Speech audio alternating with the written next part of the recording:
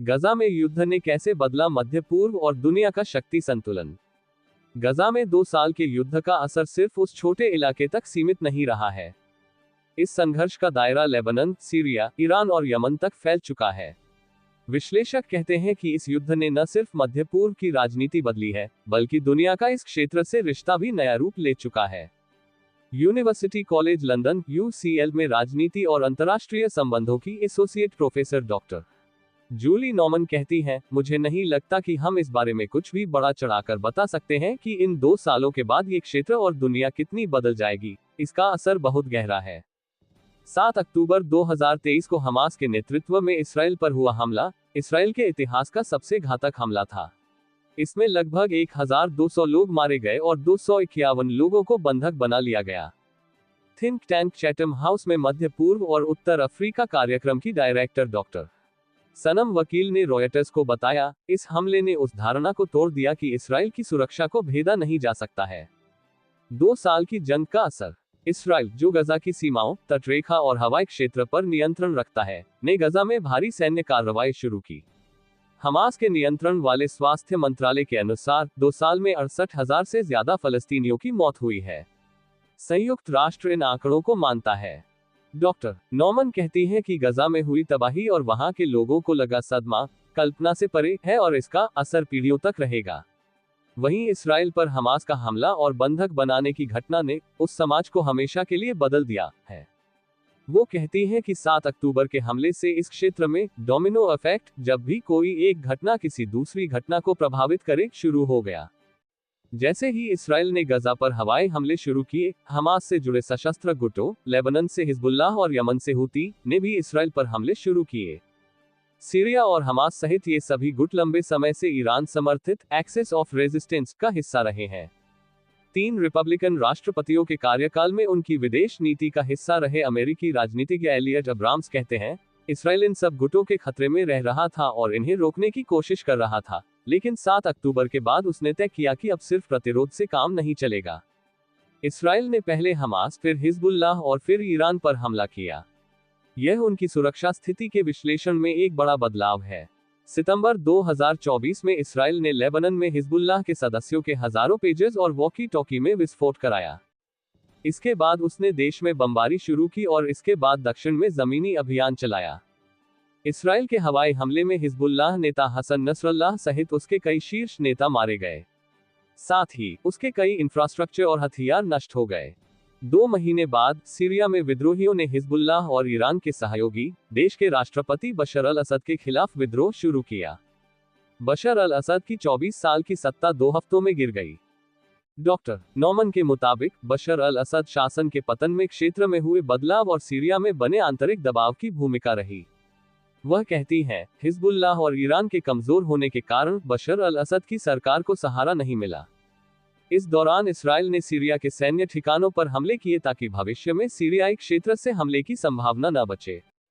Syria के नए राष्ट्रपति और पूर्व में अल-कायदा से जुड़े इस्लामी लड़ाके अहमद अल-शरा ने कहा कि उनकी सरकार इसराइल से युद्ध नहीं चाहती और सीरिया की जमीन का इस्तेमाल किसी बाहरी हमले के लिए नहीं होने देगी। इसराइल और ईरान के बीच युद्ध का खतरा दशकों से मध्य पूर्व पर मंडरा रहा था, लेकिन हिजबुल्लाह के पास लॉन्ग रेंज मिसाइलों के साथ हथियारों के बड़े भंडार की मौजूदगी से ये खतरा टलता रहा। एलियट अब्राम्स कहते हैं, इसराइल और ईरान वर्षों से एक दूसरे पर छद्म रूप से, अप्रत्यक्ष रूप से और गुप्त कार्रवाई के जरिए हमला करते रहे हैं, लेकिन दोनों में से किसी ने भी कभी एक दूसरे पर सीधा हमला नहीं किया था। लेकिन अप्रैल 2024, अक्टूबर 2024 में दोनों देशों के बीच तनाव हवाई हमलों में बदल गया। वहीं जून 2025 में इसराइल ने ईरान के परमाणु ठिकानों पर हमले किए, जिससे 12 दिन का युद्ध छिड़ गया। अमेरिका ने भी इसमें हिस्सा लिया और बंकर बस्टर बम गिराए। इसके बाद कतर के साथ मिलकर इसराइल और ईरान के बीच युद्धविराम कराया। बड़े स्तर पर असर। एलियट अब्राम्स कहते हैं कि इन सभी घटनाओं से इसराइल पर हमला करने के लिए ईरान का प्रॉक्सी सिस्टम अब लगभग खत्म हो चुका है। उनके मुताबिक हमास, हिजबुल्लाह और ईरान अब पहले से कहीं अधिक कमजोर हो गए हैं। वह कहते हैं कि ये सब जिस तेजी से हुआ, वह पूरे क्षेत्र को हैरान करने वाला रहा। इसका और व्यापक असर हुआ है। ईरान के एक और सहयोगी रूस ने बशर अल असद की सत्ता के पतन के साथ इस क्षेत्र में एक अहम साथी और समर्थक खो दिया। सीरिया में गृहयुद्ध के दौरान रूसी राष्ट्रपति व्लादिमीर पुतिन और सीरिया के मौजूदा राष्ट्रपति अहमद अल-शरा एक दूसरे के विरोधी थे। इस दौरान रूस ने बशर अल असद की मदद के लिए क्रूर सैन्य बल का इस्तेमाल किया था। सीरिया में रूस के 2 बड़े सैन्य अड्डे हैं, जिनसे उसे अफ्रीका में अपने सैन्य अभियानों में मदद मिली है। शुरुआत में ये स्पष्ट नहीं था कि राष्ट्रपति अहमद अल-शरा रूसी सैन्य अड्डों की मंजूरी देंगे या नहीं। अक्टूबर 2025 में रूस राष्ट्रपति पुतिन के साथ एक बैठक के दौरान राष्ट्रपति शरा, जो रूसी समर्थन और निवेश चाहते हैं, ने कहा कि वह सभी पुराने समझौतों का सम्मान करेंगे। लेकिन दोनों देशों के बीच संबंध अब भी नाजुक बने हुए हैं। विश्लेषकों के अनुसार मध्य पूर्व में चीन का प्रभाव भी घटा है। डॉक्टर नॉमन कहती हैं, युद्ध से पहले चीन मध्य पूर्व में शांति और व्यापार मध्यस्थ के तौर पर उभर रहा था और उसने ईरान और सऊदी अरब के बीच राजनयिक संबंधों को बहाल करने के लिए एक समझौते की मध्यस्थता की थी। लेकिन गजा युद्ध ने अमेरिका का ध्यान वापस मध्य पूर्व की ओर खींच लिया है और चीन ने काफी हद तक पीछे हटने का फैसला किया है। वहीं तुर्की अब सीरिया की नई सरकार का करीबी सहयोगी बन रहा है। डॉक्टर नॉमन कहती हैं कि दशकों तक सीरिया ईरान और रूस के प्रभाव में था, लेकिन अब तुर्की की काफी मजबूत भूमिका होने की संभावना है। एक अहम मोड़, मिस्र और कतर के साथ साथ तुर्की ने भी गजा में युद्ध विराम कराने में अहम भूमिका निभाई। कतर, जहां हमास का राजनीतिक नेतृत्व है और अमेरिका का सबसे बड़ा सैन्य अड्डा है, मध्यस्थ की मुख्य भूमिका में था। सितंबर 2025 में इसराइल ने कतर की राजधानी दोहा में हमास नेताओं पर हवाई हमला किया, जिससे कतर नाराज हो गया और गजा में युद्ध विराम में बाधा पहुंचने की आशंका बढ़ गई। हालांकि एलियट अब्राम्स का मानना है कि अमेरिका के सहयोगी कतर पर हुआ ये हमला युद्ध के अंत की दिशा में टर्निंग पॉइंट साबित हुआ। उनके मुताबिक इसके बाद कतर ने अमेरिका से सुरक्षा की गारंटी मांगी, जो कि ट्रंप ने दी। एलियट अब्राम्स कहते हैं, इसकी कीमत ये थी कि हमें इस युद्ध को खत्म करना होगा, इसलिए आपको हमास को सौंपना होगा। साथ ही राष्ट्रपति ट्रंप ने इस युद्ध को खत्म करने के लिए इस्राएली प्रधानमंत्री बिन्यामिन नेतन्याहू पर दबाव बढ़ा दिया। साथ ही नेतन्याहू को कतर से माफी मांगने के लिए मजबूर किया। डॉक्टर नॉमन कहती हैं, कतर, मिस्र और तुर्की ने हमास को बातचीत के लिए तैयार करने और ट्रंप के प्रस्ताव को गंभीरता से लेने में बहुत महत्वपूर्ण भूमिका निभाई। उनका मानना है कि फ्रांस, ब्रिटेन, कनाडा और ऑस्ट्रेलिया जैसे देशों का फलस्तीन को मान्यता देने से भी असर पड़ा। वह कहती हैं कि हालांकि कुछ पर्यवेक्षक इस कदम को पूरी तरह प्रतीकात्मक मानते हैं, लेकिन इस कदम से क्षेत्र के अन्य देशों को हमास पर युद्ध विराम के लिए दबाव डालने में आसानी हुई। अलग थलग पड़ा इसराइल। अक्टूबर में जो युद्ध विराम समझौता हुआ, उसके पीछे गजा में इस्राएली सेना के अभियान और वहां की मानवीय स्थिति को लेकर कई देशों में बढ़ता जनाक्रोश भी था।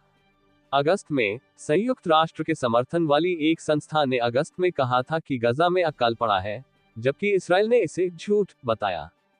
अगले महीने सितंबर में संयुक्त राष्ट्र की एक जांच रिपोर्ट ने इसराइल पर गजा में फलस्तीनियों के खिलाफ जनसंहार का आरोप लगाया, जिसे इसराइल ने भ्रामक और गलत बताया।